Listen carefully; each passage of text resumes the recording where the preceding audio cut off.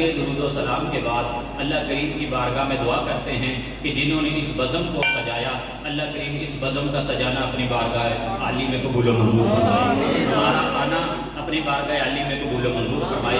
یوں محفل میلاد سجا کر مصطفیٰ کی شان بیان کرنا یہ کوئی نیا طریقہ نہیں ہے۔ صحیح بخاری شریف کے اندر کتاب التفسیر میں امام بخاری رحمۃ اللہ علیہ ابو عالیہ تابعی کا قول نقل کرتے ہیں، وہ کہتے ہیں یہ جو آیت ہے ان اللہ و ملائکتہ یصلون علی النبی، بڑی مشہور آیت آپ نے پہلے بھی ہر محفل میں سنتے ہیں کہ بے شک اللہ اور اس کے فرشتے رسول کریم صلی اللہ علیہ وسلم پر درود و سلام بھیجتے ہیں۔ اے ایمان والو تم بھی درود اور زیادہ سے زیادہ سلام بھیجو۔ امام بخاری کہتے ہیں کہ رب کے درود بھیجنے سے مراد کیا ہے؟ تو بخاری شریف کے اندر لکھتے ہیں کہ ثناؤہ علیہ عند الملائکہ، اللہ کا مصطفیٰ پر درود بھیجنے سے مراد یہ ہے کہ رب فرشتوں کی محفل سجا کر اپنے حبیب کی شان بیان کرتا ہے۔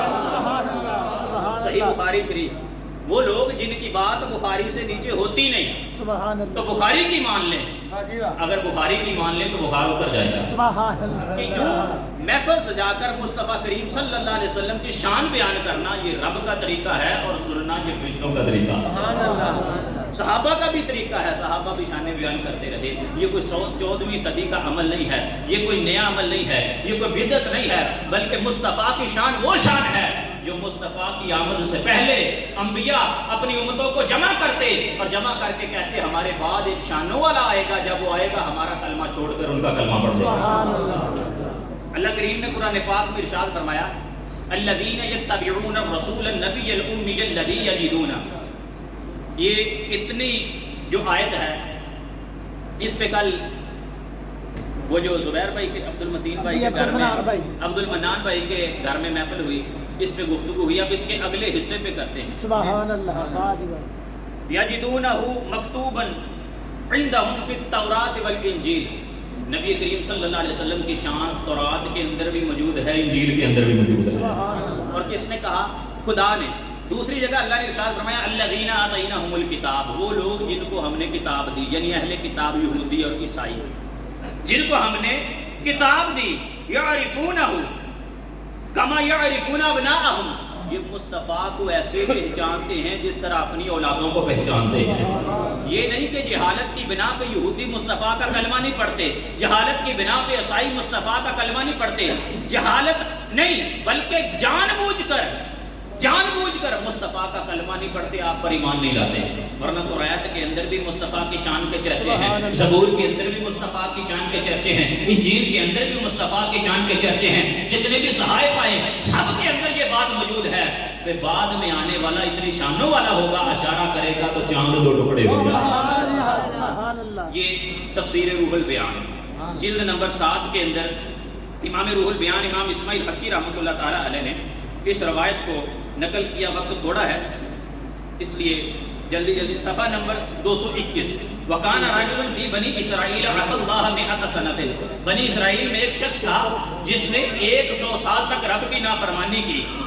ثُمَّ مَاتَ، پھر جب اس کو موت آئی، فَأَخَذُوهُ فَأَلْقُوهُ فِي مَزْبَلَةٍ، لوگوں نے کھینچ کر مزبلہ روڑی پہ پھینک دیا، کچرے کے ڈھیر پہ پھینک دیا۔ فَأَوْحَى اللَّهُ تَعَالَى إِلَى مُوسَىٰ أَنْ أَخْرَجَهُ وَصَلِّ عَلَيْهِ، اللہ نے موسیٰ علیہ السلام کی طرف وحی کی، اے موسیٰ اس بندے کو پکڑ، اس کو غسل دے، اس کو کفن پہنا اور اس پر نماز جنازہ پڑھ۔ حضرت موسیٰ عرض کرتے ہیں یا ربی ان بنی اسرائیل شاہدوا انہ عصاک 100 سنۃ، اے اللہ پورا بنی اسرائیل گواہ ہے اس بندے نے 100 سال تک تیری نافرمانی کی، 100 سال تک گناہ کرتا رہا۔ فَأَوْحَى اللَّهُ إِلَيْهِ إِنَّهُ هَكَذَا، اللہ نے موسیٰ علیہ السلام کو جواب دیا، وحی کی، اے موسیٰ بے شک ایسے ہی ہے، 100 سال تک میری نافرمانی کرتا رہا، إِلَّا أَنَّهُ كَانَ كُلَّمَا نَشَرَ التَّوْرَاةَ وَنَظَرَ إِلَى اسْمِ مُحَمَّدٍ قَبَّلَهُ وَوَضَعَهُ عَلَى عَيْنَيْهِ فَشَكَرْتُ لَهُ ذَلِكَ وَغَفَرْتُ لَهُ، موسیٰ ایسے ہی، لیکن ایک دن اس نے تورات کو کھولا۔ کس کو کھولا؟ تورات کو۔ کس کو کھولا؟ تورات کو۔ قرآن کو نہیں، کس کو؟ تورات کو۔ اور تورات کو کھولا، وجد فیہ، اس کے اندر پایا میرے سونے محمد کا نام پایا، جو ان کی آنکھوں سے لگایا ہے موسیٰ اس کے سارے گناہ معاف فرما دے، میں نے جنت عطا فرما دی۔ بنی اسرائیل کا 100 سال کا گناہگار ہو کر مصطفیٰ کا نام چومے، تو رب 100 سال کے گناہ معاف کر کے جنت عطا فرما دے. جو مصطفیٰ کا امتی ہو کر مصطفیٰ کا نام چومے سوچو اس پر کتنی رب کی انعامات کی بارش ہوتی ہے. تو طاعت کے اندر بھی مصطفیٰ کا نام پایا جاتا ہے. لیکن اللہ نے فرمایا یہ وہ لوگ ہیں جو جان بوجھ کر حق چھپاتے ہیں, مصطفیٰ کا تذکرہ چھپاتے ہیں, نکال دیتے ہیں. یہ اس وقت کے یہودی تھے جنہوں نے تورات کے اندر, زبور کے اندر, انجیل کے اندر تبدیلیاں کر دی. تو سوچو اس وقت کے یہود کا یہ عالم تھا, وہ تورات, زبور, انجیل تبدیل کرتے کرتے کرتے کرتے کرتے کرتے ہزاروں سال بعد ہم تک پہنچی. تو اب کے لوگوں نے جو تبدیلیاں کی وہ اپنی اصل حالت میں نہیں ہے. ہمارا یہ ایمان ہے پہلی کتابوں پہ, لیکن وہ جو اللہ کے نزدیک اس کے اندر اللہ کا کلام ہے ہمارا اس پر ایمان ہے. جو تحریف شدہ ہے اس پر ہمارا ایمان نہیں. لیکن رب قادر مطلق ہے. ہزاروں زمانے گزرے, صدیاں گزری, تحریفیں کی, لیکن تحریف کے باوجود بھی موجودہ بائبل کے اندر, تورات کے اندر, زبور کے اندر بھی رب نے شان مصطفیٰ کے ڈنگے بجائے. یہ مشکاہ شریف کے اندر پہلے ایک روایت سن لیں کہ یہودی کس طرح شان مصطفیٰ چھپاتے ہیں. یہ امام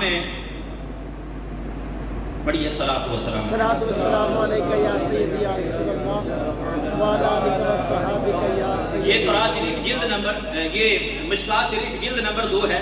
یہ لبنان کی چھپی ہوئی ہے, کتاب الفضائل, حدیث نمبر 5799. حضرت انس بن مالک کہتے ہیں ان غلاما یہودیا کان یخدم النبی صلی اللہ علیہ وسلم. ایک یہودی لڑکا تھا, حضور نبی کریم صلی اللہ علیہ وسلم کی بارگاہ میں حاضر ہو کر آپ کی خدمت کرتا. ہماری فاتاہ نبی صلی اللہ علیہ وسلم یعودہ, بیمار ہو گیا. نبی کریم صلی اللہ علیہ وسلم کی بارگاہ میں کئی عرصے تک حاضری نہیں دے سکا. مصطفیٰ نے صحابہ کو جمع کیا اور اس کی تیمارداری کے لیے, عیادت کے لیے چلے گئے. فوجد اباہ عند رأسہ یقرأ التوراۃ.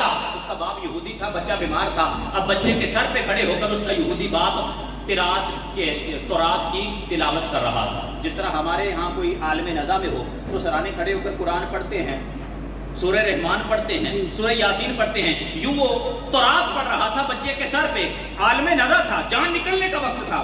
تو نبی کریم صلی اللہ علیہ وسلم نے فرمایا فقال له رسول اللہ یا یہودی انشدک باللہ الذی انزل التوراۃ علی موسیٰ. اے یہودی, نبی علیہ السلام نے فرمایا اے یہودی, میں اسی تورات کا واسطہ دے کر, قسم دے کر پوچھتا ہوں جس رب نے موسیٰ پر تورات نازل کی, اس رب کی قسم دے کر پوچھتا ہوں, بتا حل تجد فی التوراۃ نعتی و صفتی و مخرجی. کیا اس تورات کے اندر میری نعت, میری شان اور میری ہجرت کا ذکر موجود ہے؟